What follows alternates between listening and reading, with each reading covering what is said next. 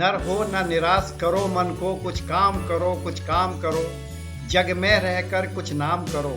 यह जन्म हुआ किस अर्थ अहो, समझो जिसमें यह व्यर्थ न हो, कुछ तो उपरोक्त करो तन को। आत्मविश्वास और प्रेरणा से भरी हुई यह कविता राष्ट्र कवि मैथिली शरण गुप्त द्वारा रचित है। इसमें उन्होंने मानव जीवन के संघर्षों को सहने और आगे बढ़ने की प्रेरणा दी है। राष्ट्र कवि मैथिली शरण गुप्त हिंदी साहित्य के प्रमुख कवियों में से एक थे।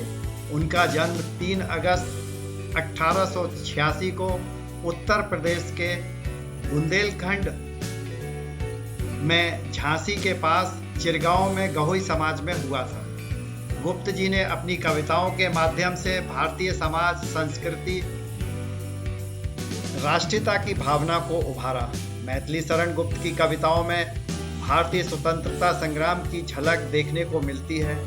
उन्होंने अपनी कविताओं में वीरता, त्याग और बलिदान की महिमा का गुणगान किया है। उनकी कविताएं सरल भाषा में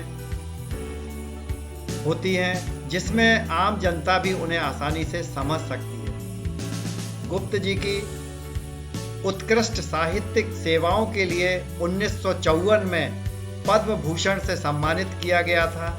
12 दिसंबर 1964 को उनका निधन हो गया था, लेकिन उनकी रचनाएं आज भी हमें प्रेरित करती हैं और उनके साहित्य को सुनकर आज ऐसा लगता है कि जैसे आज भी जीवंत हैं, इतने वर्षों के बाद भी।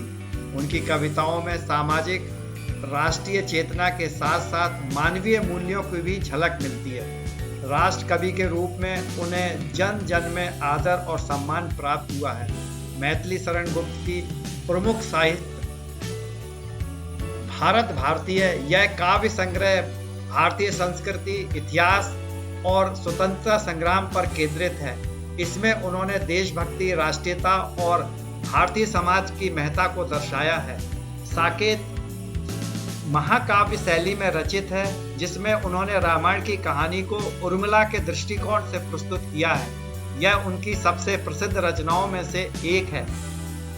पंचवटी महाकाव्य में रामायण की कहानी को फिर से प्रस्तुत किया है, लेकिन इसमें पंचवटी के परिवेश में रखकर वर्णित किया है। जयद्रथ वध काव्य में महाभारत के एक प्रसंग का वर्णन है, जिसमें अर्जुन ने जयव्रत का वध किया था। यह वीर रस से परिपूर्ण है। यशोधरा काव्य गौतम बुद्ध की पत्नी यशोधरा की कहानी पर आधारित है, जिसमें उनके त्याग और धैर्य को दर्शाया गया है।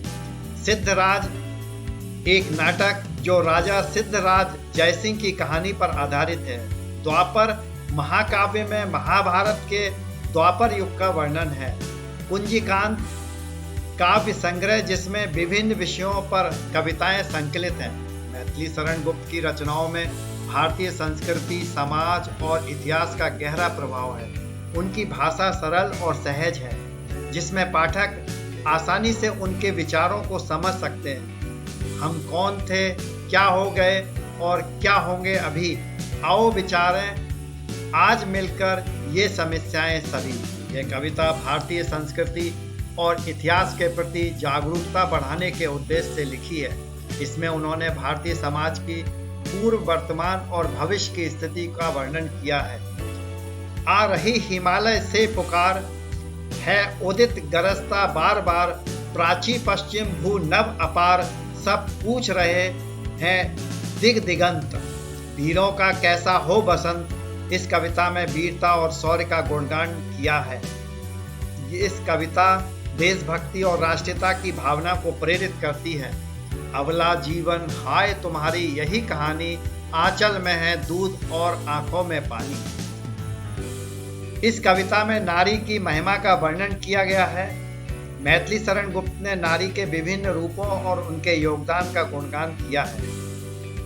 फूली सरसों ने हरी क्यारी, है वीर देश के बहार प्यारी, फागुन की आई बहार न्यारी। जीवन में हो केवल प्रेम, गीतों में हो केवल क्रांति, वीरों का कैसा हो बसंत। मैथिली शरण गुप्त की कविताएं भारतीय समाज, संस्कृति और राष्ट्रीयता के प्रति उनकी गहरी समझ और प्रेम को दर्शाती है। उनकी रचनाएं आज भी पाठकों को प्रेरित करती हैं और उन्हें अपने देश और संस्कृति के प्रति गर्व महसूस कराती हैं। मैथिली शरण गुप्त की कविताएं उनके समय के सामाजिक और राष्ट्रीय परिप्रेक्ष्य को दर्शाती हैं और पाठकों को आत्मविश्वास, धैर्य और प्रेरणा प्रदान करती हैं। हम सब उनको याद कर रहे हैं